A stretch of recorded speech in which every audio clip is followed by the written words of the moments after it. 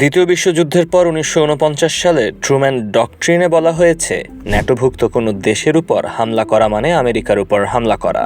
অর্থাৎ ইউরোপীয় ন্যাটো জোটের যে দেশের উপরই হামলা করা হোক না কেন, তার সম্মিলিত জবাব দেবে যুক্তরাষ্ট্র। এতদিন এই ওয়াদার উপর ভিত্তি করে ইউরোপ যুক্তরাষ্ট্রের সম্পর্কের ভিত দাঁড়িয়েছিল। কিন্তু দ্বিতীয় মেয়াদে ট্রাম্প ক্ষমতা নেওয়ার পর থেকে ইউরোপের সঙ্গে ট্রাম্পের সম্পর্ক তিক্ত হতে শুরু করে। বিশেষ করে ট্রাম্প যখন ডেনমার্ক অধিভুক্ত গ্রিনল্যান্ড দাবি করেন এবং ন্যাটোর বাজেট বাড়িয়ে যুক্তরাষ্ট্রের সৈন্যদের বাড়তি বেতনের প্রস্তাব দেন, তখন থেকেই নড়ে চড়ে বসেছে ইউরোপ।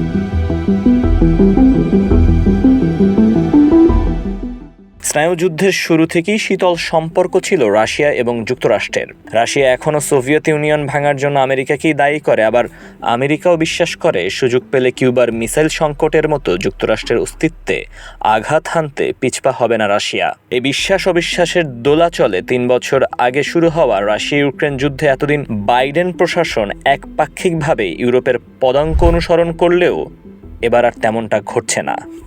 শুক্রবার ওভাল অফিসে ইউক্রেনের প্রেসিডেন্ট ভলোদিমির জেলেনস্কির সঙ্গে বাগবিতণ্ডার পর বিশ্ব পশ্চিমা শিবির মূলত দুভাগে ভাগ হয়ে গেছে। জেলেনস্কিকে আকুণ্ঠ সমর্থন জানিয়েছে ইউরোপ, অন্যদিকে ট্রাম্পের প্রশংসায় পঞ্চমুখ রুশ পররাষ্ট্র মন্ত্রণালয়। সব মিলিয়ে প্রশ্ন উঠেছে, ট্রাম্প যদি ইউক্রেন থেকে একেবারে মুখ ফিরিয়ে নেয় এবং রাশিয়ার পক্ষপাতিত্ব করে, তাহলে আগামীতে ইউরোপ আমেরিকার সম্পর্ক কি হবে?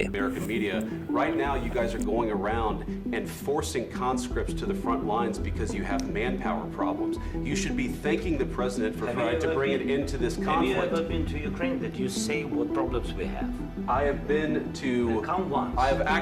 I've actually watched and seen the stories, and I know what happens is you bring people. আর ইউরোপ আমেরিকার সম্পর্ক নিয়ে প্রশ্ন উঠলেই আসে ন্যাটো প্রসঙ্গ। ন্যাটো থেকে যুক্তরাষ্ট্র নিজেদের সরিয়ে নিলে কিংবা নিষ্ক্রিয়তা দেখালে রীতিমতো বিপদে পড়বে ইউরোপ। যদিও পুরনো ঐতিহ্য ধরে রেখে ফ্রান্স এবং ব্রিটেন ইউরোপকে আগলে রাখার চেষ্টা করছে, কিন্তু যুক্তরাষ্ট্রের আশীর্বাদ ছাড়া সেটি কতটুকু বাস্তবায়ন করা যাবে, কিন্তু তা নিয়ে সন্দিহান কূটনৈতিকরা।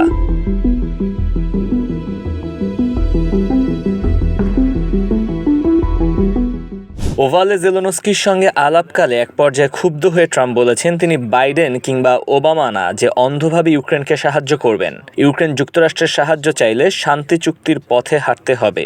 এ থেকে বোঝা যাচ্ছে যুক্তরাষ্ট্রের ইউক্রেনকে দেয়া আগের সব প্রতিশ্রুতি ভেঙে ফেলা ট্রাম্প প্রশাসনের কাছে এখন নিছক সময়ের ব্যবধান।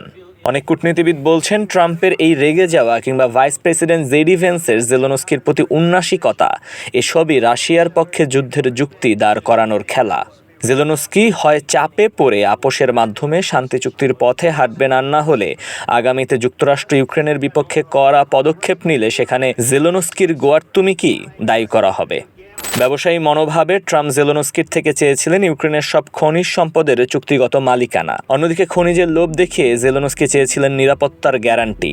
কিন্তু জেলেনস্কি আপাতত কিছুই পাচ্ছেন না ট্রাম্প প্রশাসনের থেকে। প্রতিবার হোয়াইট হাউসে ভিনদেশি কোনো রাষ্ট্রনেতার সঙ্গে বৈঠকের পর যৌথ সংবাদ সম্মেলনের আয়োজন করা হয়। ওভালে উত্তপ্ত বাক্যালাপের পর জেলেনস্কির ভাগ্যে সেটিও জোটেনি।